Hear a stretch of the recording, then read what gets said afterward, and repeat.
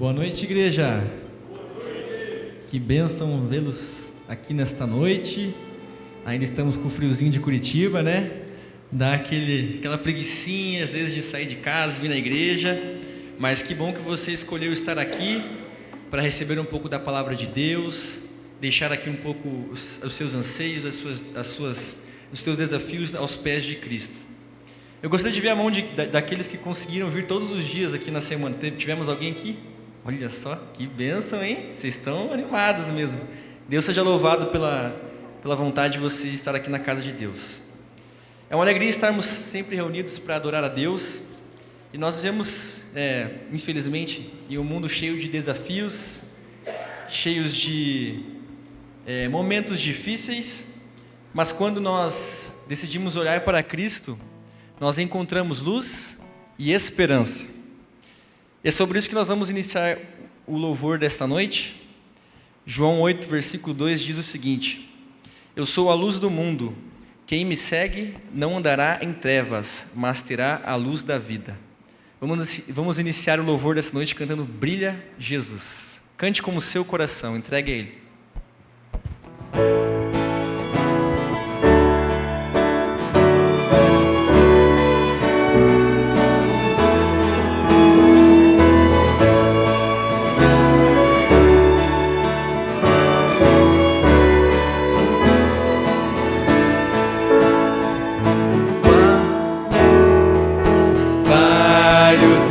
Grande amor me inspira, Pai, o teu resplendor me anima, tua luz ilumina os caminhos meus, como o sol, o amor desses olhos teus brilha em mim,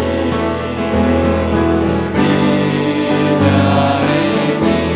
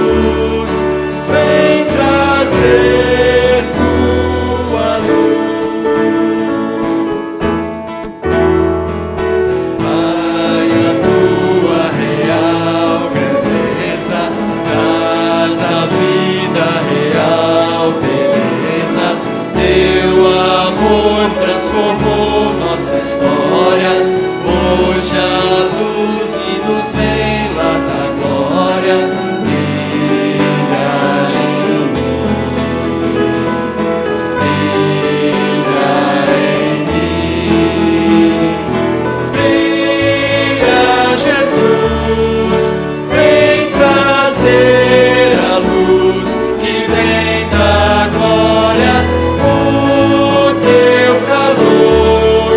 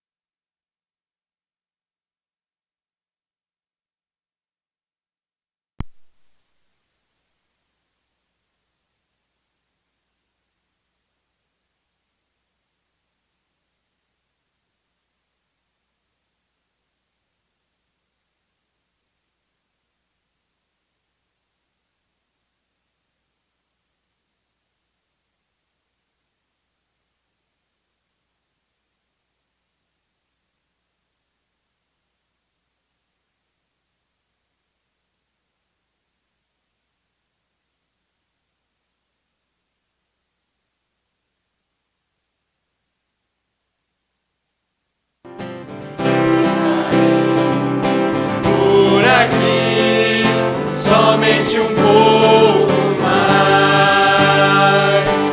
Essa promessa quero alcançar, custe o que custar. E enquanto espero, sigo confiando no poder que vai me salvar. Com os pés na terra e os olhos no céu, eu vou. Com os pés na terra e os olhos no céu, eu vou seguindo até encontrar meu Jesus.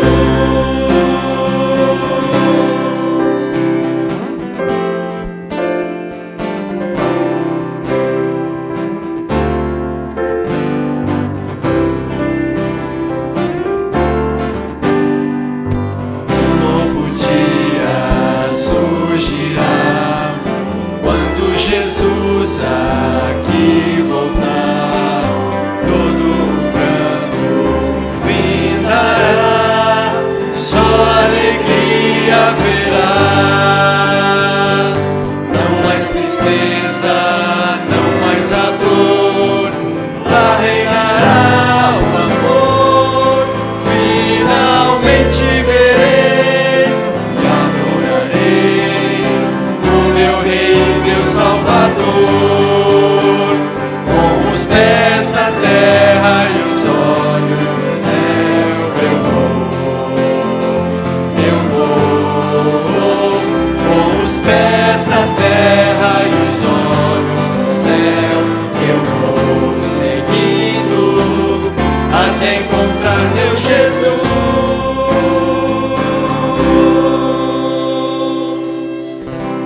Amém. Que lindo hino. Que lindo hino. Como eu disse no começo dessa noite, é muito bom ver essa igreja cheia, num culto de quarta-feira. Eu fico muito feliz em vê-los aqui. E neste momento eu gostaria de perguntar novamente se temos algum convidado especial esta noite. Eu gostaria que, por gentileza, se você é um convidado, um ainda não adventista, que você levante sua mão para receber um brinde do Zac. Você já pode ter recebido algum brinde ao longo dessa semana, mas nós queremos te presentear novamente. Então, se você é um convidado especial, não tenha vergonha, levante sua mão que nós vamos levar um brindezinho para você. Já temos uma mão ali. Mais alguém? À direita também, Zac.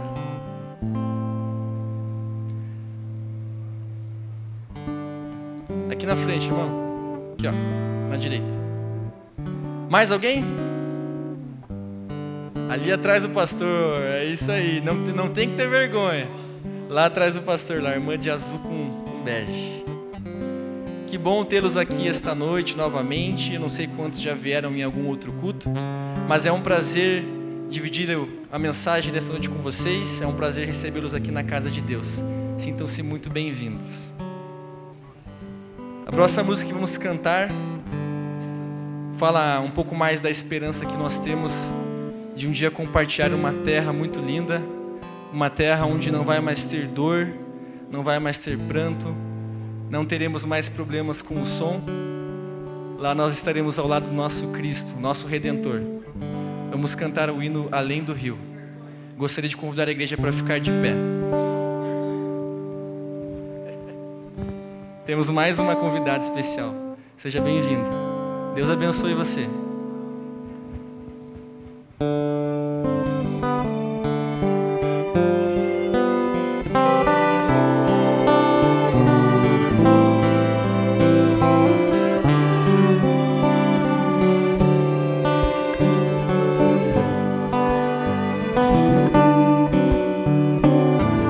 Cante com o seu coração. Entregue esse louvor a Deus.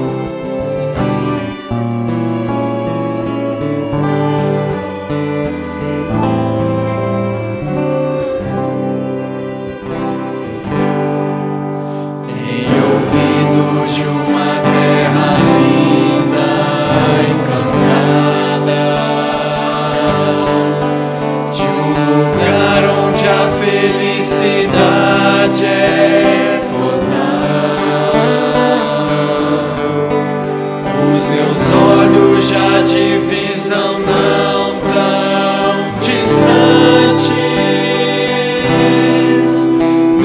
ouvidos já escutam sons divinais. Tão cansado estou da vida aqui deste lado, que meus braços já não podem remar.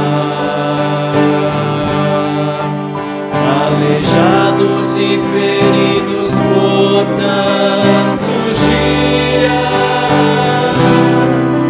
querem bálsamo naquele porto encontrar. Além do rio existe um lugar pra mim. Além do rio existe paz. Além do rio a vida não terá mais fim, e com Jesus irei morar. Tenho já sonhado com aquelas moradas, e olho algum aqui não viu e nunca verá. Tem beleza incapaz de ser comparada, pois a glória do Senhor presente está. Muito mais bonito que o sono poente, ou a gota d'água em prisma como cristal. É o encontro de irmãos de fé redimidos. Compensou viver, lutar, vencer afinal. Além do rio existe um lugar pra mim. Além do rio existe paz. Além do rio a vida não terá mais fim, e com Jesus irei morar.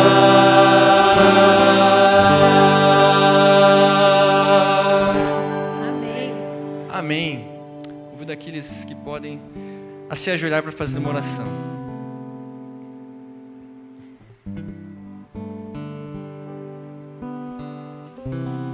Querido Deus, eterno Pai, obrigado, Senhor, por estarmos hoje reunidos na Sua casa, Pai, na casa de adoração, Pai.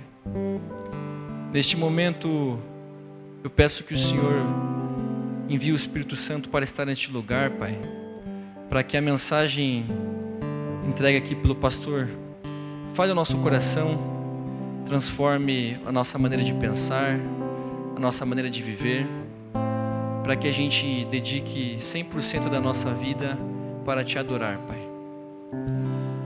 Nós, às vezes, temos momentos difíceis, momentos em que o inimigo, às vezes, pode se sentir feliz em momentos que estamos passando, mas sabemos que podemos confiar em Ti, Pai, confiar que Você está ao nosso lado, que o Senhor envia os Seus anjos para cuidar de nós, Pai.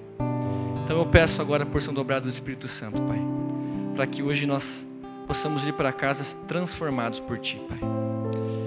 Novamente eu peço que abençoe o pastor na mensagem de hoje. Guie as palavras que sairão da boca dele, Pai. É isso que eu peço. Em nome de Jesus, amém.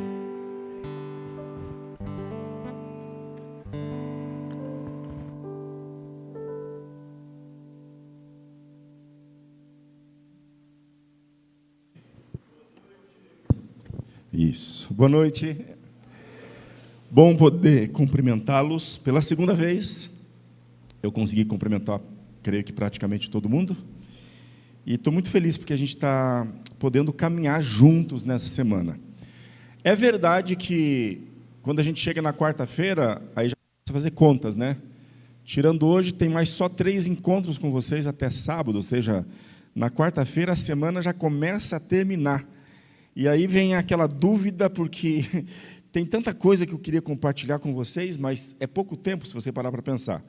Temos o diálogo de hoje, de amanhã, quinta-feira, de sexta-feira, e no sábado a gente encerra essa semana, esses 8 encontros, esses 8 diálogos. Mas assim, eu fico muito feliz em sentir o carinho de vocês. E mais feliz por saber que esse carinho que eu recebi e tenho recebido cada noite é algo que vocês entregam para as pessoas que frequentam aqui. Então, eu peço um favor a vocês, continuem sendo assim. Nós só temos a ganhar como igreja e comunidade quando o afeto, o carinho, o amor, a amizade se torna a realidade da comunidade de fé. Obrigado. Obrigado porque vocês têm estado comigo cada uma dessas noites. E aí, nessa dúvida do que escolher, porque tem tanta coisa, né? A palavra de Deus, ela é tão ampla, ela tem tantos temas, tem tanta urgência de tantos temas tão especiais. Então, sim, eu acabei alinhando os últimos 4 diálogos, o de hoje, o de amanhã, o de sexta, o de sábado, numa sequência que seria muito importante que você pudesse acompanhar daí hoje, quinta, sexta, sábado. Se você perdeu algo até hoje, daqui para frente não dá mais para perder mesmo, porque os temas, os 4 temas, eles vão numa sequência para que a gente possa ter uma compreensão maior. Eu comentei algo en passant nessa semana, e o diálogo que a gente vai ter a partir de hoje até sábado tem o objetivo de tentar enfrentar isso que eu coloquei para vocês anteontem. O que eu coloquei para vocês? É que a nossa visão de Deus, a nossa visão sobre Deus, ela em alguns aspectos tem muito mais a ver com o diabo do que com Deus. A gente enxerga em Deus características que não são dele e não são bíblicas, mas a gente pensa dessa maneira. E hoje a gente vai encarar algumas dessas características, e vocês vão perceber junto comigo, a gente vai caminhar na Bíblia, e a gente vai perceber como realmente uma visão distorcida de Deus acaba fazendo com que a gente tenha uma visão distorcida de muitas coisas de Deus, que acabam tendo aparência de piedade, mas negam o poder do Evangelho. Então, sim, eu parto dessa declaração, que a visão que nós temos de Deus, em alguns aspectos, tem muito mais a ver com aquilo que o diabo quer que a gente pense sobre Deus, do que a verdade do que Deus revela sobre si mesmo. E esse diálogo que eu vou começar com vocês, ele teve início quando eu fui fazer a ficha batismal do esposo da irmã Íria Correia. Muitos de vocês conhecem a irmã Íria, ok? Eles frequentavam o JuVV e, depois de muitos anos, ele decidiu que ele queria se batizar. Chegou o momento dele. E eu acho que isso é muito bonito. Eu acho muito bonito a maneira como Deus respeita a história de cada um, a jornada de cada um, e como o Espírito Santo sabe fazer o trabalho dele.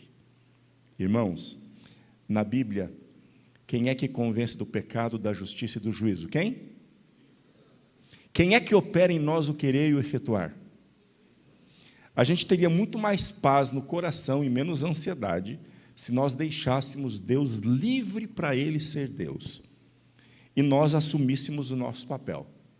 É como diria o poeta, né? Numa profunda poesia, ado a ado, cada um no seu quadrado. Tá bom? Então, o que acontece? Me parece que, às vezes, a gente, na ânsia de ver as coisas acontecendo, a gente faz que nem Abraão e Sara fizeram. Deus chegou para eles e prometeu, eu vou dar a vocês uma descendência. Eles ficaram tão ansiosos com relação a isso, que decidiram fazer com que a promessa de Deus se cumprisse de um jeito bem humano. Sara pegou, entregou a serva dela para... Poxa, Deus tem o plano dele, no tempo dele, no ritmo dele. Todas as vezes que a gente quer apressar a Deus, a gente faz besteira. Eu vejo como muitas vezes, com a melhor das boas intenções, a gente quer assumir o lugar de Deus, de diversas formas e maneiras. A gente quer fazer o trabalho do Espírito Santo. E o Espírito Santo, volto a dizer, ele conhece cada pessoa, cada história, e ele vai agindo para amadurecer a semente do Evangelho em cada coração, no tempo de cada pessoa. Então, às vezes a gente quer que alguém se decida. Cada pessoa tem seu tempo para se decidir. E é muito melhor quando a gente deixa que as coisas aconteçam de uma maneira natural e a pessoa amadurece uma decisão de dentro para fora. É que eu não sou pastor de vocês, mas em algumas igrejas que eu fui pastor, e quando a gente falava sobre isso, eu me sentia na liberdade de dizer o seguinte: deixa Deus ser Deus. Um dia um irmão chegou para mim, reclamando e criticando uma situação, eu falei: irmão, isso não pertence a você, isso pertence a Deus. Mas se você quer julgar uma situação como essa, então faz o seguinte, vou te apresentar 2 caminhos, daí o irmão escolhe. Primeiro caminho é o irmão prestar vestibular para a faculdade de Direito. Faz o curso de Direito, se forma, aí presta o exame da OAB, vira advogado, aí faz um concurso para juiz. E aí, quando o irmão passar no concurso para juiz, aí o irmão está apto para começar a julgar as outras pessoas. Uma outra forma, caso o irmão ache que tenha uma limitação cognitiva, ou tenha pressa de julgar, eu vou te dar uma solução de 3 dias. O irmão vai e morre, pensa na pessoa que quer julgar, morre por ela, e daqui a 3 dias ressuscita. Aí pronto, quando o irmão morrer por essa pessoa e conseguir ressuscitar, aí o irmão está em pé de igualdade daquele que fez isso primeiro, e hoje pode julgar vivos e mortos. Mas esse irmão não voltar, talvez o irmão está se perguntando, né? Mas se o irmão morrer e não voltar, aí a igreja se livrou de um chato, irmão. Mas veja, eu só falo isso para quem eu fui pastor e tudo mais, né? Porque você não fala uma situação dessa, né? Percebe? Por que eu estou dizendo isso? Porque às vezes a gente quer atropelar as coisas e a gente quer assumir o lugar do Espírito Santo. Pois bem, o esposo da irmã Iria levou bastante tempo, humanamente falando, bastante tempo para se decidir. E quando ele se decidiu, fui fazer a ficha de batismo dele. E ao preencher aquela ficha de batismo, na primeira pergunta, qual que é a primeira pergunta ali, daquela parte das perguntas né, as perguntas espirituais? Você aceitou ou aceita Jesus como seu Senhor e Salvador, pessoal? Primeira pergunta da ficha, ali naquela parte das perguntas bíblicas. E ele falou: sim, eu aceito, mas eu não consigo entender isso aí. Como assim, Salvador pessoal? Por que alguém morrendo vai me livrar dos meus pecados? E essa pergunta parece tão óbvia como genial. Porque é algo que a gente aceita como tão óbvio, que a gente nunca para realmente refletir. E essa pergunta dele acionou uma resposta pronta que eu tinha. Eu falei: mas é porque o salário do pecado é a morte, e alguém tinha que morrer. E Jesus foi lá e morreu pela gente. Ele falou: tá, mas ele pagou o preço. Eu falei: exatamente. Mas isso não é a mesma coisa que salvar. Ele pagou a dívida. É diferente. E ele começou um diálogo ali, que ele começou a fazer umas perguntas que eram inusitadas e que ninguém nunca tinha me feito. E aquilo começou a me fazer pensar que realmente a resposta pronta que a gente tem sobre o assunto da salvação é uma coisa bem contábil. É muito fácil para quem tem a cabeça matemática. Fica uma coisa meio lançamentos contábeis. Cada pecado meu é lançado como débito e o sangue de Jesus vem como crédito, zera a fatura. Só que eu percebi que esse entendimento contábil, em que você entende a graça dentro do processo da justificação, que é bíblico, nós somos justificados pelo sangue de Cristo, faz com que a gente acabe podendo, se a gente só entende a graça dessa maneira, a gente tem a tendência de cair na vala de um entendimento da graça barata. Veja, eu começo a frequentar a igreja adventista em 1983, eu vou me batizar em 86, então eu conheci aquele adventismo, bastante zeloso, bastante atento às leis, às normas, a reavivamento e reforma. Era um adventismo bastante militante, que sentia prazer em discutir com o Testemunho de Jeová, com a Assembleia de Deus, com a Adventista da Reforma, para provar que a nossa teologia estava correta. Aí eu vivi o adventismo que conheceu a mensagem com ênfase na graça e no amor de Deus, pela voz do pastor Bulhon. Então nós saímos de um adventismo mais árido e fomos para um adventismo mais gracioso. E nesses anos de ministério, eu percebo que a compreensão da graça, bastante gente está falando sobre a graça de Deus. E a maneira como a gente fala sobre a graça de Deus não é o problema. O problema é a maneira como nós que ouvimos acabamos torcendo essa percepção de graça. Para poder tentar ilustrar da maneira mais acessível possível, hoje eu vejo uma geração de cristãos que usam a graça de Deus como se fosse um habeas corpus preventivo para poder pecar. É mais ou menos como quem usa cartão de crédito. Qual que é o melhor dia para compra? O melhor dia para compra é esse, porque a fatura vai vencer, e quando vencer, quando fechar essa fatura, eu não vou parar de comprar, porque eu já tenho uma fatura imensa para pagar. Agora que eu vou comprar, porque eu vou poder lançar isso aqui lá daqui 45 dias. Deus perdoa todos os pecados, sim ou não? Sim. Se você se arrepender e pedir perdão, Ele perdoa, sim ou não? Sim.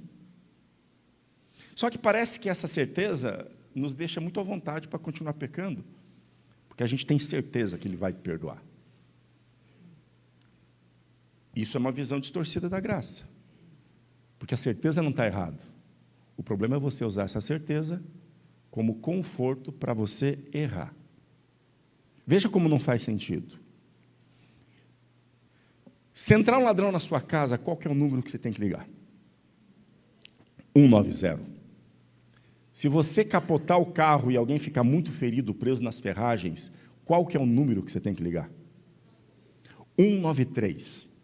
Se a sua casa começar a pegar fogo, qual que é o número que você tem que ligar?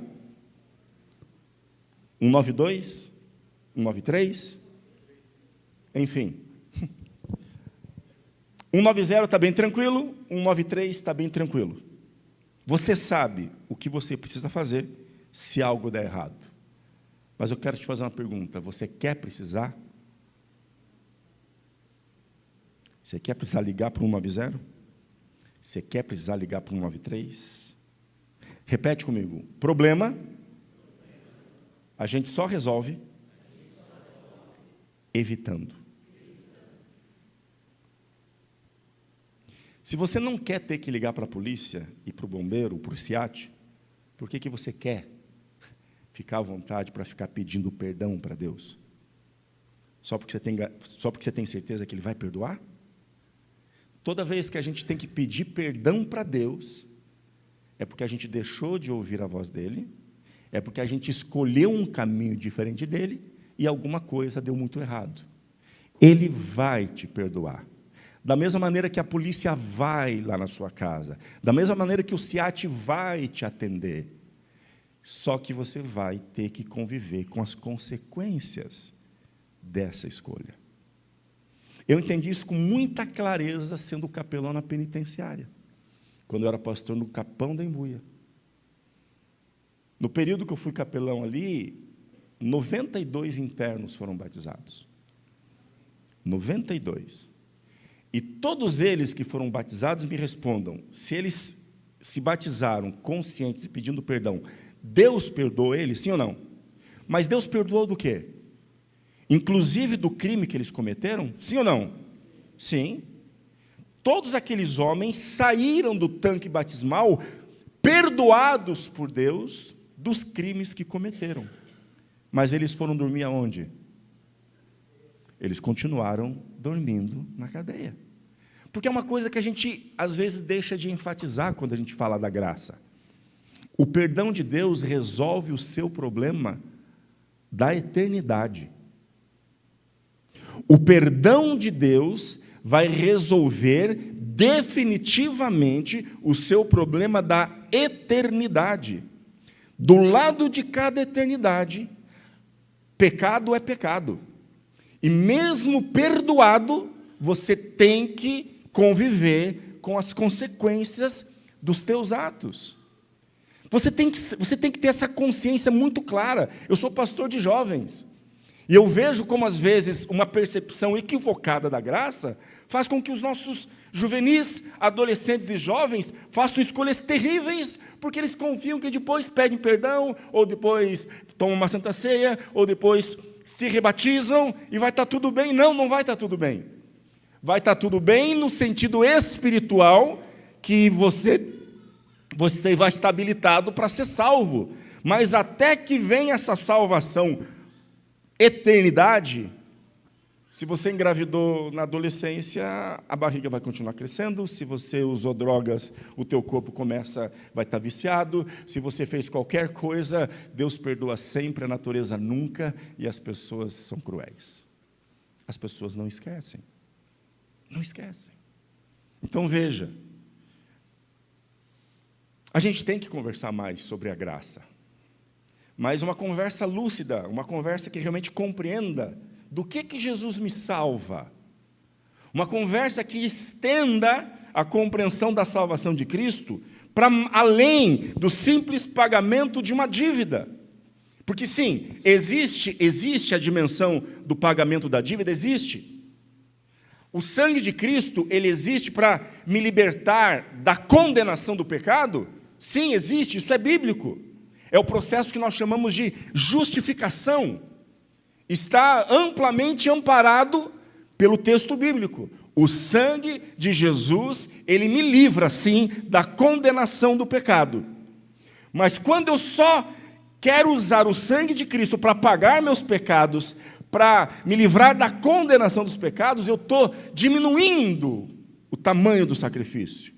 E eu estou subestimando o tamanho do poder.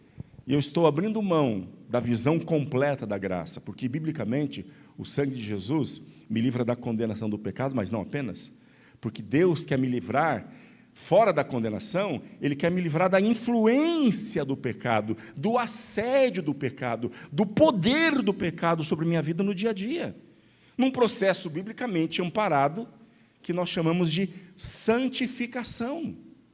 Então, quando eu prego sobre a graça de Deus, a salvação de Cristo, eu não posso parar só, eu estou liberto do pecado, da condenação.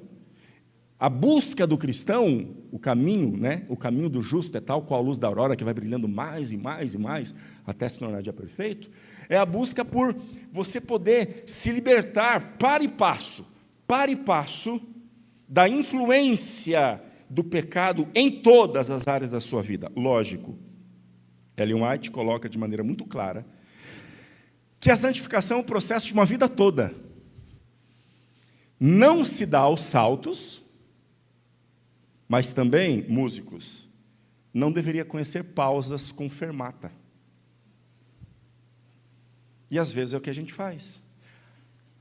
Depois eu me acerto, depois eu pago essa fatura, vai ter Santa Ceia, a gente resolve, depois... Enfim, eu vou pedir perdão para Deus, vai ficar tudo bem. Eu lembro, não sei quantos de vocês conhecem a FAP, o IAP? Aquela igreja eu ajudei a construir, pagando um castigo de 151 horas. Por que eu peguei um castigo de 151 horas? Eu era diretor de jovens no IAP, tinha uma namorada, namorava a Débora Cirelli. Ela, inclusive, mora aqui em Curitiba, nós somos amigos e tudo mais. E nós éramos namorados. Ela era filha do diretor, e o coral do IAP foi cantar na cidade de Mariluz. Cantamos, fizemos o programa de manhã, fizemos o JA à tarde. Depois do JA tinha comes e bebes para o coral ali fora. Na minha época no colégio, a gente não podia nem se tocar assim, não podia encostar a mão. Sentava separado na igreja, meninos de um lado, meninas do outro, a comunidade no meio. No refeitório tinha que sentar as meninas de um lado da mesa, os rapazes do outro, não podia sentar ao lado. Não tinha toque de mão. Só que a gente estava fora do colégio, eu falei, aqui pode, né? Eu tinha 16 anos. Aí quando a gente saiu, eu falei, me dá aqui a mão. Ela falou, pode. Eu falei, a gente não está no colégio. e saí com ela andando mãos dadas. Quando estava no corredor ali fora, o professor Josué Júnior Gonçalves, o pastor falou: ô Tacílio, vocês estão errados. Aí eu quis, hormônios, né? Também conhecido como demônios, né?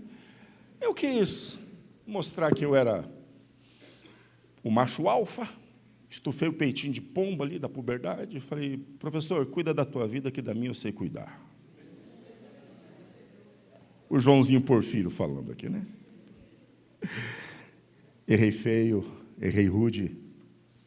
Por causa disso, eu peguei 3 meses de censura, porque eu era líder de jovens, por ter desrespeitado uma autoridade. Mas isso pode, pastor, sim, está no manual da igreja. Um dos 3 itens: procedimento desordenado, que traga opróbrio. E peguei 151 horas de castigo. Foi, tipo, o agravante era, né, para dar um exemplo. E eu fui pagar castigo lá, trabalhando na construção. Eles estavam concretando a laje. E aí teve um mutirão. Lembro do dia que teve um mutirão de domingo, no IAP, e a comunidade toda foi chamada para ajudar, para concretar a laje. Mas quem que vocês acham que eles colocavam para carregar os baldes com cimento? Quem tinha pego o castigo. Era 2 baldes para cada um dos bonitinhos ali, né? E eu lembro que havia, e eu sempre gostei de matemática, conhecia esse meio dando aula de matemática para ela, então eu sempre gostei de geometria, e um dos conceitos de geometria é que a menor distância entre 2 pontos é uma reta. Então, eu mentalmente estabeleci uma reta entre a betoneira e a laje, que passava por uma rampa. Então, quando eu pegava os 2 baldes cheios, carregados de concreto, eu estabelecia essa reta, o mais reta possível, na menor distância, e tentava fazer, na menor distância possível, o caminho de subir aquela rampa e descarregar os 2 baldes de concreto. Agora, pergunto a vocês, e vamos ver se vocês adivinham, conhecedores da natureza humana. Quando eu liberava espaço naquele balde, ficava aliviado daquele fardo, a alternativa A: eu estabelecia a mesma reta e voltava correndo para a betoneira, ou vagava, como o povo de Israel, por 40 anos. Vagava, pegava todos os caminhos, fazia como a descida da Serra do Rio do Rastro, da Serra da Graciosa. O que vocês acham que eu fazia? Primeira ou segunda opção? Segunda por quê? Porque, logicamente, ninguém gosta de ficar carregando fardo. Mas parece que com o pecado a gente é meio tolo. Parece que o pecado emburrece a gente. Porque você sai de uma semana de oração, você sai de uma santa ceia, aí, pronto. Agora a gente pode, estou leve, né? Paguei a fatura, vamos passar de novo, tem mais coisa. Não tem sentido. O sangue de Cristo existe para me libertar também da influência do pecado. Mas ele também existe para me libertar da presença do pecado, num processo que nós conhecemos na Bíblia como glorificação, que vai acontecer logo mais quando Jesus voltar e aquilo que é corruptível se revestir da incorruptibilidade. Então veja, a própria compreensão de que Jesus nos salva do pecado, achando que é apenas sobre ele pagar a conta, já não faz jus na teologia da visão mais ampla. Mas entenda que tudo que eu estou falando para vocês é sobre a dimensão racional, teológica, do que seria o processo legal de salvação do pecado. Mas vai além. Porque a salvação, ela envolve o ser humano como um todo. E é em João, no capítulo 8, que Jesus nos fala algo, que a gente vai ler esse texto, ele é bem conhecido, hoje eu vou levar vocês até 9:10. Tudo bem? Tranquilo? Tem cachorro quente sendo preparado lá embaixo. Existem 5 almas laboriosas lá embaixo, preparando cachorro-quente vegetariano para vocês. E eu preciso dar tempo, porque quando eu desci lá, eles ainda estavam picando lá a salsicha vegetal. Então, eu sei o tempo que leva. Eu preciso de levar vocês até 9h10 para que vocês cheguem seguros com um cachorro-quente preparado. Tá bom? Mas me acompanhem que vai valer a pena a gente compreender isso aqui. Evangelho de João, no capítulo 8. Você conhece o texto, mas eu quero, por favor, eu quero que você leia como se você não conhecesse o texto, porque por conta da armadilha, da automação mental, quando a gente conhece demais um texto, a gente deixa de prestar atenção no texto. E aí a gente não captura algumas realidades que estão ali e que você nunca viu. É a automação mental que me fez ler um livro chamado Livro de Deus, que é a Bíblia romanceada. E quando eu li naquele livro a história de Jacó, eu falei, o autor comeu bolinha aqui, nada a ver, ele está falando errado. Aí fui na Bíblia, o errado era eu, ele estava falando certo, só que eu não sabia. O que eu não sabia? Na minha cabeça, Jacó tinha trabalhado 7 anos, ia casar com Raquel, recebeu Lia. Depois teve que trabalhar mais quanto tempo? Mais 7 anos. Daí na minha cabeça, depois de quanto tempo ele recebeu a Raquel? Para mim eram mais 7 anos, mas são 7 dias. E quando eu vi essa história ali, eu fiquei aqui e pensei, não. No final de uma semana, ele já recebeu a outra, continuou uma lua de mel e emendou? É exatamente isso que está na Bíblia. Só que eu conhecia tanto essa história que nunca reparei que são 7 dias depois que ele casou com Lia, 7 dias depois ele recebe Raquel. E lógico, ele vai trabalhar mais 7 anos. Esse detalhe eu não sabia. É por causa da automação mental e das belas histórias da Bíblia, que mostra Elias subindo numa carruagem de fogo, e do oratório e tudo mais, que para mim Elias foi para o céu numa carruagem de fogo. Só que no texto bíblico não. A carruagem de fogo vem, ela divide, separa Elias de Eliseu, e Eliseu sobe num redemoinho. Haja Dramim, porque imagina, percebe? Na Bíblia ele sobe num redemoinho. Ok, é menos estético do que uma carruagem de fogo, mas é o que está na Bíblia. É o que acontece quando a gente está muito familiarizado com o texto e acaba não percebendo algumas coisas. Por isso eu te peço, vamos ler aqui, como se você não conhecesse, para você poder capturar aquilo que realmente é necessário. Verso 31. João 8, verso 31. Disse, pois, Jesus aos judeus que haviam crido nele: se vós permanecerdes na minha palavra, sois verdadeiramente meus discípulos, e conhecereis a verdade, e a verdade vos libertará. Responderam-lhe: somos descendentes de Abraão, e jamais fomos escravos de alguém. Como dizes tu, sereis livres? Olha para mim. O pecado cega mesmo. O pecado emburrece mesmo.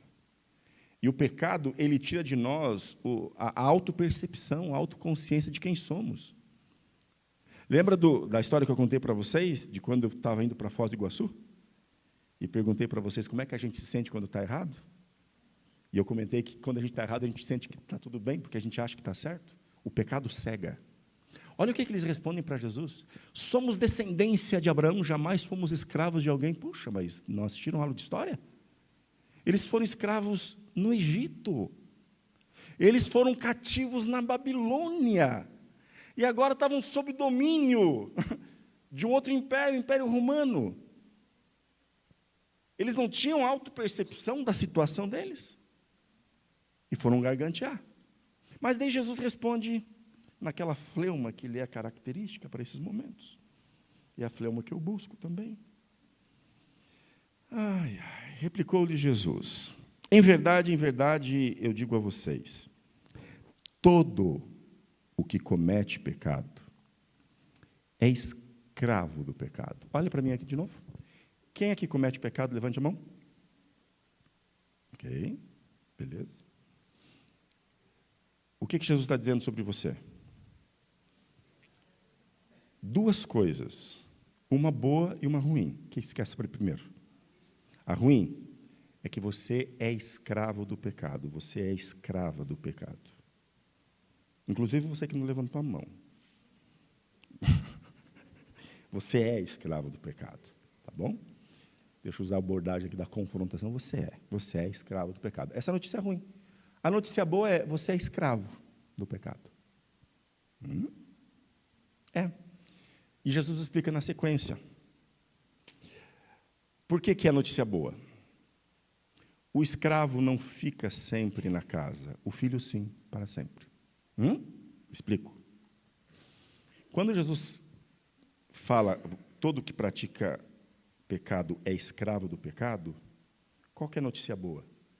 É que você é escravo, você não é filho do pecado. Escravo, pela lei bíblica, era um estado transitório, que no máximo em 49 anos você estava livre. Filho não, filho é para sempre. Existia nos tempos bíblicos o ex-escravo, o escravo que foi liberto, mas não existe ex-filho. Você é escravo do pecado, mas você é filho de Deus. Quando Jesus voltar, você não será mais escravo do pecado, você terá sido liberto da presença do pecado, mas você permanecerá para sempre como filho de Deus. Isso aqui, em si, já é uma ideia revolucionária, porque isso desmascara Satanás. Satanás faz com que você queira acreditar que você é pecador. Biblicamente, não, você está pecador, porque você é a imagem e semelhança de Deus. Não, pastor, a gente é o que faz? Não, você não é o que faz. Se você tem dúvida sobre isso, eu vou te propor um desafio. Quando terminar a semana de oração, a partir de segunda-feira, comece a latir na sua casa. Lata. Alguém tem cachorro em casa? Você que tem cachorro, fique latindo em casa. Para melhorar a performance, fique de 4 e fique latindo. E coma da ração do cachorro. Depois de 7 dias, você vai ter virado um cachorro? Sim ou não? Não. Mas vai estar agindo como cachorro uma semana toda. Experimente estender por 1 ano. Se não te internarem antes, eu te garanto que depois de 1 ano, agindo como cachorro, você continua sendo um ser humano. Ah, não tenho cachorro em casa. Então faz o seguinte, vai numa loja da Van, que tem estacionamento livre, chega lá e para numa vaga lá, de estacionamento, fica parado. Se alguém chegar perto, aciona o alarme. Uau, uau, uau, uau, uau, uau. Enfim, tenta ficar lá 1 semana. Depois de 1 semana, você virou um carro. Mas você está no estacionamento, no lugar de um carro. Como é que você não vira um carro? É porque você não é. Você pode agir como um carro, você pode agir como um cachorro, você pode agir como um gato, você pode agir como um pecador. Mas você é filho de Deus. O diabo quer que você pense que você é uma coisa, porque se ele convencer que você é cachorro, é mais fácil ele fazer você agir como cachorro, se alimentar como cachorro. Agora, se você tem exata consciência de quem você é, aí fica mais difícil ele te convencer a sair para jantar. Lembra da história? Não somos solteiros, então a gente não pode agir como solteiro. Aí Jesus fala, todo aquele que comete pecado é escravo do pecado. O escravo não fica sempre na casa, o filho fica para sempre. Agora, sobre a escravidão de vocês, é o seguinte, ele fala, se o filho vos libertar, vocês verdadeiramente serão livres. Se o filho vos libertar. O filho é Jesus. Agora vamos colocar em paralelismo. Conhecereis a verdade, e a verdade vos libertará. Se o filho vos libertar, verdadeiramente sereis livres. Então, a verdade vos libertará, o filho vos libertará. Quem é a verdade? Eu sou o caminho, a verdade e a vida. Aí sim, agora a gente começa a entender biblicamente de onde vem a ideia de que é Jesus quem nos liberta da escravidão do pecado. Pagando a conta? Não. Não. Porque o problema do pecado começou lá em essência. Lembram que na segunda-feira, quando a gente visitou ali o Jardim do Éden, Vamos só relembrar isso aqui, para que a gente entenda no que consiste em essência essa salvação, para que você entenda por que Jesus veio. Porque quando você acha que Jesus veio para morrer na cruz, não precisava ter 33 anos e meio de vida. Aliás, ele não precisava nem ter nascido como criança, era só ter vindo como adulto. Uma semana, bom, vim aqui, estou aqui e vou dar a minha vida para pagar o pecado de vocês. A cruz resolveria isso. Mas ele viveu muito mais tempo do que isso. A vida dele faz parte do processo de libertação da escravidão do pecado. Mas no que consiste essa escravidão? Afora o débito, né? Nós somos devedores pelos débitos que causamos. Então, vamos voltar lá naquela questão do pecado e vamos lembrar ali, ground zero, né? Ponto zero. Eva dialogando com a serpente, Satanás. Deus disse A, vamos recordar. A serpente agora vem e diz B. Os dois não podem estar falando a verdade. Alguém está mentindo. Quem é que estava mentindo? Satanás. Mas ele consegue convencer Eva de que quem era o mentiroso? Deus. Então, quando Eva decide, escolhe acreditar na palavra da serpente, ela faz uma escolha. Por isso que ela é responsável pelo pecado dela, porque ela escolheu. Adão também depois vai escolher. E você continua escolhendo. Então, todos nós somos responsáveis. Ah, mas o diabo não. O diabo e Deus, os dois estão falando com você. Você está escolhendo a quem dá ouvidos. Então, não adianta colocar a culpa do teu pecado no diabo. Ele só está dando... E isso é incrível. É tão mais confortável a gente colocar a culpa de tudo no diabo. Daí a gente não assume a responsabilidade de seres criados com capacidade volitiva, a imagem e semelhança de Deus, com discernimento e capacidade de escolha. A liberdade de escolha é um grande privilégio, mas é uma grande responsabilidade. Porque Deus te dá a liberdade de escolher, só que você tem que responder pela tua escolha. Você tem que responder pela tua escolha. Eu era pastor no Capão da Embuia, encontro de quartetos. E eu gosto de música, mas gosto assim, com força. Estava lá eu sentado, apaixonado por quarteto. Quarteto é uma coisa legal, né? O adventista gosta de quarteto. Lógico que no quarteto é legal você ser primeiro tenor e baixo, porque basicamente é isso que a gente quer ouvir. A gente quer saber o quão alto vai o primeiro tenor, quão baixo chega o baixo. E você vê que o primeiro tenor faz questão de mostrar que é o primeiro tenor, que ele coloca o microfone lá longe. O baixo gosta de falar que é baixo, porque ele faz cara de bravo. E aí o segundo tenor e o barítono ficam lá tentando achar alguma relevância, né? Daí por isso que os solos normalmente estão com barítono e com segundo tenor, senão não tinha nada, porque a gente quer ouvir o agudo, né? Jerusalém era legal porque o Márcio jogava lá em cima a nota, e o outro, né? Enfim. Estava eu lá no encontro de quartetos, no Capão da Embuia. Imbuído daquele momento, daqui a pouco alguém, pastor, vem aqui, vem aqui. Falei, o que foi? Porque assim, de verdade, se você for andar comigo no carro e eu colocar música, não conversa comigo. Eu venho de uma cultura musical, de teatro Guaíra, de que quando a música começa a tocar, você ouve. Não fica conversando enquanto está tocando música. A gente não está numa churrascaria que alguém está tocando teclado. A gente está ouvindo música. Então, se estiver tocando música, não conversa comigo. Amores. Mas o rapaz lá veio me chamar. Quando ele me chamou, João Porfírio dentro de mim, que ele está me chamando? Aí ele falou uma palavra-chave para o pastor. Pastor, vem aqui atrás porque o diabo está querendo se manifestar. Mas quem convidou esse infeliz para vir aqui? Vamos lá. Vamos resolver isso aqui. O que está acontecendo? Aí tinha um grupo de quarteto, um pessoal lá, pastor, por favor, vamos orar, pastor, porque o diabo está querendo se manifestar. Eu falei, o que foi? Pastor, o nosso playback não está querendo tocar e não tem o que faça. O inimigo está querendo acabar com tudo. Eu falei, vamos orar. Eu falei, não, só um pouquinho. Deixa eu entender, deixa eu ver com o rapaz do som. Vai que é o rapaz do som, né? Então, né? Cheguei lá para o rapaz, falei, o que está acontecendo? Pastor, o inimigo, pastor. Falei, sério? Sério. Pastor, tentei de tudo e o CD não toca aqui no aparelho. Falei, deixa eu ver. Aí ele abriu a gaveta. Quando ele abriu a gaveta, veio aquele CD branco do Paraguai, com a canetinha escrevendo Arautos do Rei, playback. CD pirata daquela época, né? Eu peguei aquilo tudo riscado, falei, olha, rapaz, hoje não é o diabo, não. Hoje é a mão de vaca de vocês que estão comprando coisa pirateada. Não tem oração, não vou orar, não. Tome vergonha, né? Como diria o apóstolo Paulo, toma vergonha nessa cara.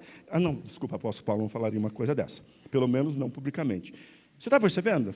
É tão confortável. Ah, foi o diabo. Ah, foi isso, foi aquilo. Pois é. Isso é desde a queda, né? A gente conversou sobre isso aquele dia. Quando Deus chega, o que aconteceu, Adão? Foi a mulher. O que aconteceu, mulher? Foi a serpente.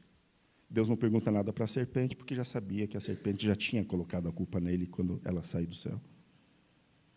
Então veja, quando Eva escolhe acreditar na palavra da serpente, o que aconteceu no coração dela para ela fazer essa escolha? Funciona mais dúvida. Perfeito. Dúvida causada por uma coisa que a serpente falou. Ei, vocês estão casados há quanto tempo? 18 anos? Você não é ruiva, nunca foi ruiva? Pois é, mas aqui eu lembro de ter visto ele um dia desse com uma ruiva.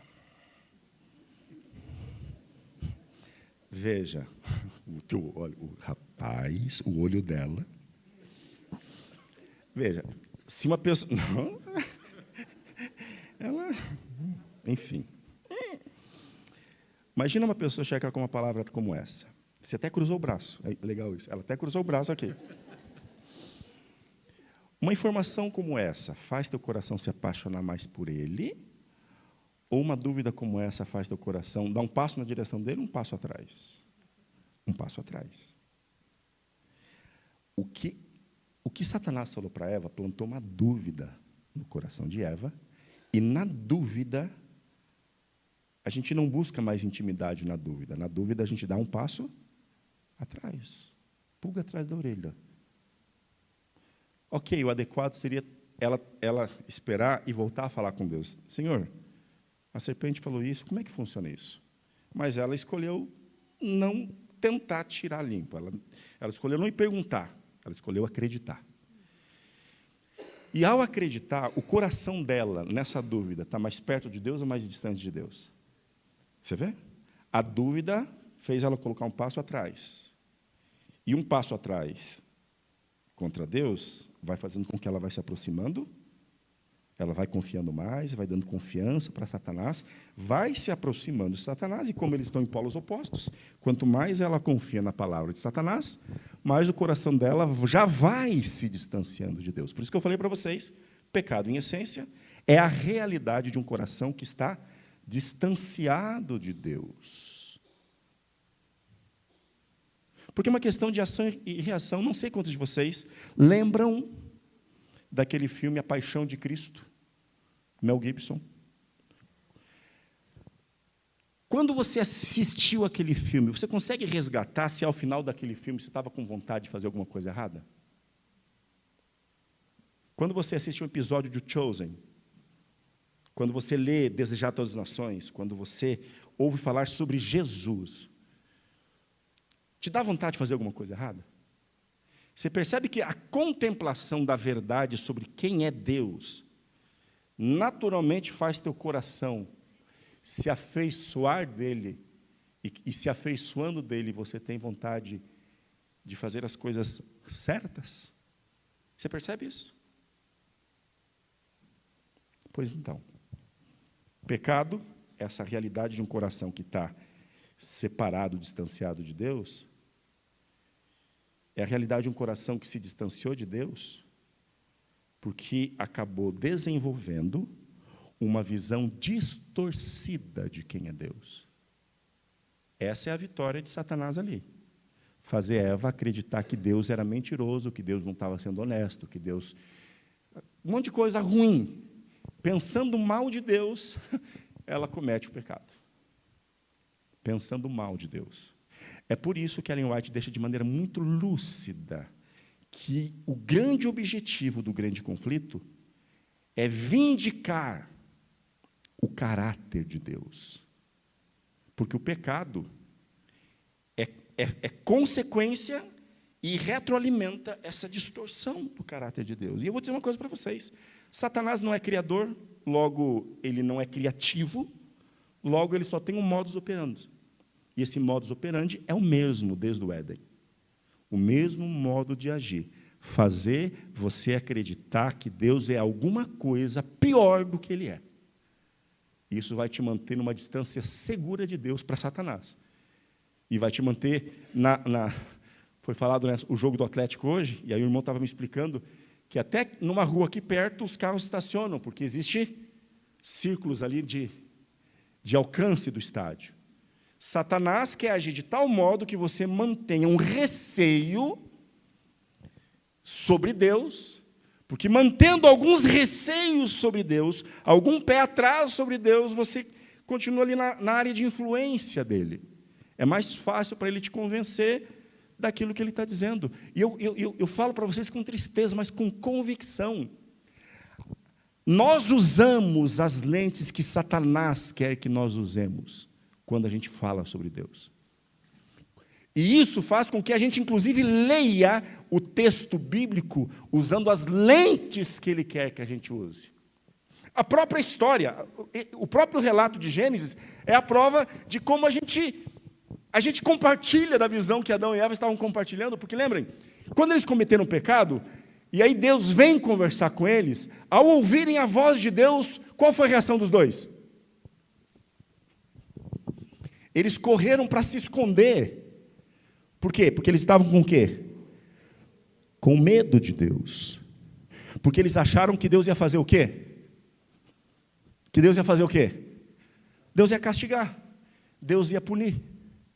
E a gente acha a mesma coisa. Tanto que quando a gente lê esse texto, a gente lê como Deus lançando maldição para eles.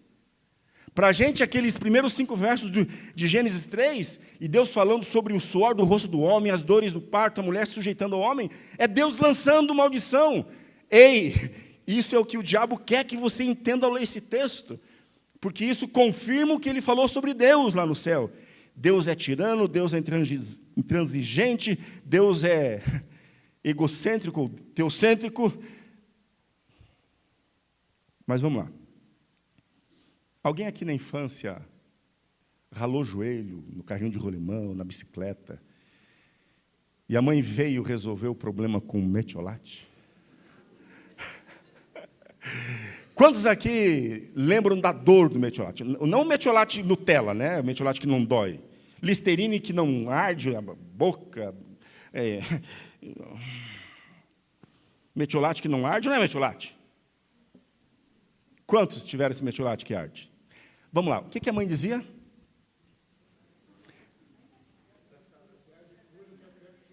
Isso. Ela avisava que ia arder? Avisava ou não avisava?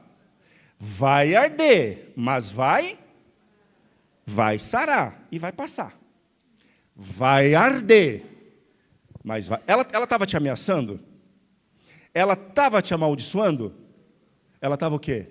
Sendo honesta com você. Filho, você caiu, você se machucou, agora vai doer, mas vai passar. Leia Gênesis 3 e veja um Deus que diz, olha, vocês caíram, vai doer, vai machucar, mas vai em Gênesis 3:5. Eu porei inimizade entre a mulher e a serpente, a descendência da mulher e a descendência da serpente e o descendente da mulher. Esta lhe ferirá o calcanhar, mas o descendente vai lhe pisar a cabeça.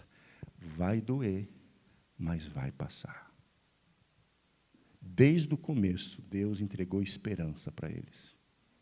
Desde o começo, Deus olha o que eles tentaram fazer. Lembram, né? Eles se sentiram vulneráveis ali, nus, aí eles foram lá nas Pernambucanas, não tinha Pernambucanas, foram lá na loja das oliveiras, lá, pegaram folhas e eles mesmos tentaram engembrar uma roupa para eles. Deus não critica eles, Deus não fala, o que é isso? Ele simplesmente vai lá, e já começando a ensinar, mostra que um inocente ia ter que morrer. É isso que é incrível. Quando eles cometeram um erro, ele não diz, agora vocês vão morrer. Ele mostra que realmente o pecado causa a morte, mas é causa a morte de um inocente. Começa pelo Cordeiro, já apontando para Jesus Cristo. E ele provê uma roupa para cobri-los, da bobeira que eles fizeram. Nós fizemos a sujeira e Deus tenta... Como, pastor? Se você é pai e mãe, você consegue entender isso. O amor assume o dano. Quando o pecado aconteceu, o homem colocou a culpa na mulher, a mulher colocou a culpa na serpente, a serpente já tinha colocado a culpa em Deus, e Deus assumiu. Ele assumiu. Ele assumiu a consequência do pecado na própria carne. Quando Deus se torna carne e habita entre nós. Só que quando Deus, ao invés de cobrar a fatura nos pecadores, quando Ele assume o peso do pecado, Ele está mostrando quem Ele é. E isso que Ele está mostrando ser é totalmente o oposto do que Satanás estava dizendo sobre Ele. E até hoje a gente não entende isso. Porque, por exemplo, a própria questão da salvação.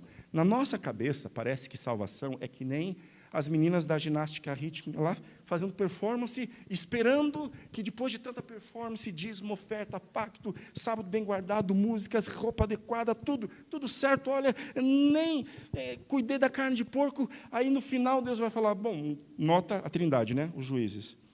Nota boa, passou, está salvo. E a gente acaba sendo condicionado a entender que salvação tem a ver com a nossa performance e a nossa tentativa de convencer Deus que a gente merece uma chance de passar a eternidade com Ele. Que equívoco! Primeiro que o desejo de eternidade não começou no seu coração, começou no coração dele. Ele está preparando casas porque Ele quer você lá. E hoje você só está nessa igreja, hoje você só sonha com o céu, porque um dia Ele sonhou primeiro, e numa ação do Espírito Santo de Deus, Ele começou a trabalhar para te convencer do pecado, da justiça, do juízo, para operar em você o querer e o efetuar da vontade dEle. Ou seja, salvação não é um desejo nosso, é um desejo do coração de Deus. E o que a gente sente de desejo de salvação é resultado de Deus estar tentando nos converter à ideia dEle. Porque Ele quer salvar a gente. Por isso que a gente quer ser salvo. Porque se não fosse por Ele, se não fosse pelo Espírito Santo, a gente se entregava para o pecado. Então, você está percebendo? É diferente. Não é a gente que está se esforçando para convencê-lo. Incrível que pareça, é Ele que está se esforçando para convencer a gente. Através da ação do Espírito Santo. Nossa, pastor, mas Deus não precisa disso. Pois é, precisar não precisa, mas Ele é assim. Quer ver a prova que a gente tem uma visão distorcida de Deus? É o último exemplo que eu vou dar para vocês, tá? Posso completar com esse exemplo? Quando a gente pensa, porque nós cremos, nisto cremos, vou citar ipsis literis, cremos que há um Deus, Pai, Filho e Espírito Santo, uma unidade de 3 pessoas coeternas. Quando eu falo na divindade, Pai, como é que você visualiza o Pai? Como é que você visualiza o Pai? Me ajude. Onde é que Ele está? Está no trono, assentado. Qual a cor do cabelo dele? Aê, valeu. Qual que é a expressão facial do Pai? Sentado no trono. Sério. O Filho, como é que a gente visualiza o Filho? Jovem. Normalmente a gente visualiza Jesus encarnado, né? Deus Pai um pouco mais velho, Jesus um pouco mais jovem. Qual deles lhe parece mais simpático? Jesus. Gente como a gente, mais acessível. A gente ficaria mais à vontade com Ele, comeria com Ele, né? Até, né? Enfim. E o Espírito Santo?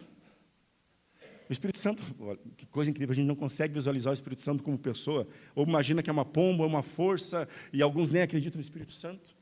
Então veja que nós já vemos os 3 com características distintas, e inclusive personalidade e temperamento distante. Mas o que Jesus falou sobre isso? Ninguém jamais viu o Pai, mas quem vê a mim? O que Jesus estava dizendo com isso? Aliás, por que Jesus veio a esse mundo? Para poder revelar a verdade sobre quem Deus era. E quem Deus é?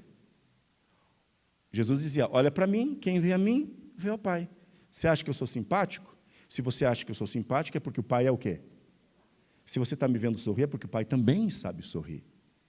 E, gente, isso aqui é tão forte que, olha só, o próprio apóstolo Paulo, quando escreve em Filipenses, né, tende em vós, olha que coisa incrível, e eu estou encerrando, tende em vós o mesmo sentimento que houve em Cristo Jesus. Qual que é o sentimento que houve em Cristo Jesus, Paulo?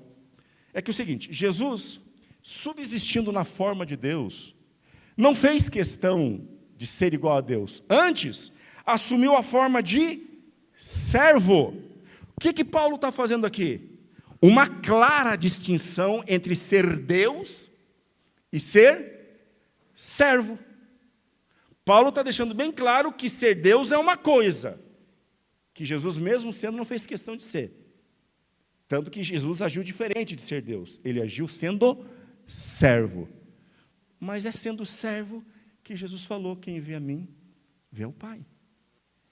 E aí vem um atributo, porque quando a gente pensa em Deus, a gente atribui a Ele atributos de poder, glória e majestade. E a gente gosta desses atributos. A gente gosta de pensar que Deus é poderoso, Deus é onisciente, onipotente, onipresente, que Deus é tudo e para todos. Deus é glória, é luzes, é LED, é tudo. Sabe por quê? Porque essas coisas atendem o nosso coração vaidoso. A gente gosta disso, a gente gosta do brilho, a gente gosta. E é o que Satanás queria de Deus. Satanás tinha amor não ao caráter de Deus, mas ao poder de Deus, ao lugar, supremacia de Deus. Satanás nunca quis ser igual a Deus. Ele queria o lugar de Deus. Lúcifer tinha amor ao poder. Deus tem o poder do amor. E o poder do amor faz você fazer o que for preciso para poder se conectar com os seus, mesmo que seja servi-los. Quem é que manda na sua casa, você ou seus filhos? Tecnicamente são os pais, mas a gente faz tudo que a gente faz tudo que for preciso para os filhos poderem serem felizes. Você está percebendo? Aí eu te digo, se Jesus, sendo servo, diz quem vê a mim vê ao Pai, eu tenho que te dizer de um atributo de Deus que você não vai te dar uma dissonância cognitiva. Deus é humilde. Diferente, né? Deus é simples. É estranho pensar em Deus assim. Porque a gente gosta de pensar em Deus nas coisas que Satanás via como valor. Para a gente é o mesmo valor. Deus ser humilde, estranho. Fica estranho porque daí você tem que ser humilde também. É mais fácil pensar que Deus quer se vingar dos inimigos, porque daí você fica tranquilo querendo se vingar dos seus inimigos também. Deus vai vir aqui, vai acabar com os pecadores, porque é o que você queria fazer. Mas morrer pelo pecador ninguém quer. Servir um pecador, ninguém quer. Aí dizer que servir o próximo não é evangelismo, não é missão? Claro. Porque a gente sempre quer receber alguma coisa, você percebe? Então, assim, no que Jesus nos salva? É que Ele, na vida e na morte dEle, nos apresentou a verdade sobre Deus. E esse Deus que vemos em Jesus faz nosso coração querê-lo. O Deus no trono é um Deus que a gente respeita. É um Deus que a gente se prostra e obedece. Manda quem pode, obedece quem tem juízo. Mas o Deus morrendo na cruz não está mandando nada, não está exigindo nada, mas a contemplação dele faz teu coração querer viver e fazer alguma coisa por ele. E toda vez que eu quero viver e fazer alguma coisa por Jesus, meu coração está se aproximando dele, e eu estou me afastando do mal. Aí você está percebendo que, Ellen White diz, pela contemplação somos transformados. Contemplar Jesus vai moldando o nosso coração de dentro para fora. Sem ninguém sem ninguém precisar, aquilo que eu falei no filme A Paixão de Cristo, não tem lá em nenhum momento falando, a partir de agora só faça o bem. Não! Ninguém te fala para fazer nada naquele filme. Você só está contemplando aquilo que Jesus passou por você. E isso vai mexendo de dentro para fora. E você vai querendo viver. Começa a fazer sentido, eu quero viver por Ele, eu quero amá-lo, eu quero. Se isso não é libertação do pecado, compreende? É uma coisa que envolve o próprio coração, o querer. Aí as consequências elas vão sendo naturais. Eu costumo dizer assim que você pode querer tirar o ar de um copo, mas não adianta falar para o copo, sai daí ar. A melhor maneira de tirar o ar de um copo é colocando água nele. Enchendo ele de água, o ar vai sair. A melhor maneira de combater o pecado na igreja é falar de Cristo. É mostrar luz. A gente não resolve o problema das trevas desaforando as trevas, falando mal das trevas. É mostrando luz, é acendendo as luzes. É mostrando quem é Cristo. É apresentando o modelo de quem devemos ser. Isso vai nos livrando, inclusive, da zona de influência do pecado. Enfim, a gente continua amanhã, porque o cachorro-quente está pronto. Já posso sentir o aroma. Obrigado de coração por vocês me acompanharem, por emprestarem ouvido. Se algo que eu falei causou alguma dúvida, eu fico aqui à disposição para a gente conversar, mas amanhã a gente continua a nossa conversa. Lembra que eu falei? De hoje até sábado, a gente vai agora construindo um pensamento sólido, amplo e bíblico. Vamos ouvir uma última música? Te agradeço e que Deus possa abençoá-lo mais uma vez.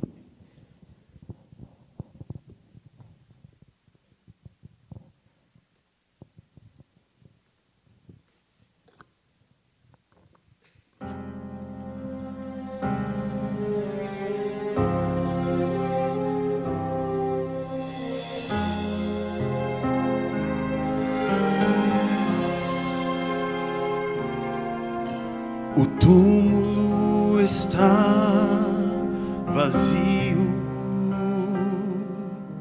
Maria logo percebeu que aquele que ali dormia do sono eterno reviveu. Um anjo poderoso seu nome chamou, das cadeias da morte o libertou,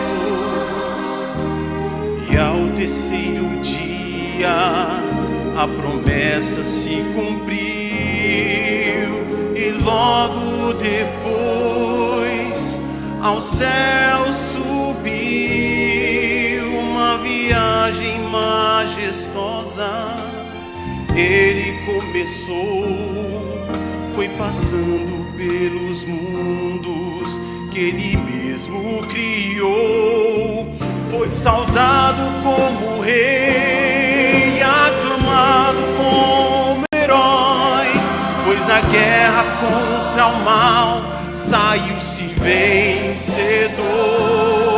Chega diante de seu Pai e do coro angelical, uma festa preparada. Ele diz: eu não posso celebrar, ainda falta um pouco mais. Muitos filhos tão queridos estão longe do lar, e comigo à mesa necessitam estar. Ainda falta você se entregar, ainda falta você o aceitar, pois não foram em vão aqueles cravos nas mãos. Não, não, não. Falta você se decidir, ainda falta você não resistir. Há tanto amor ao seu Senhor, a festa está preparada, mas falta você.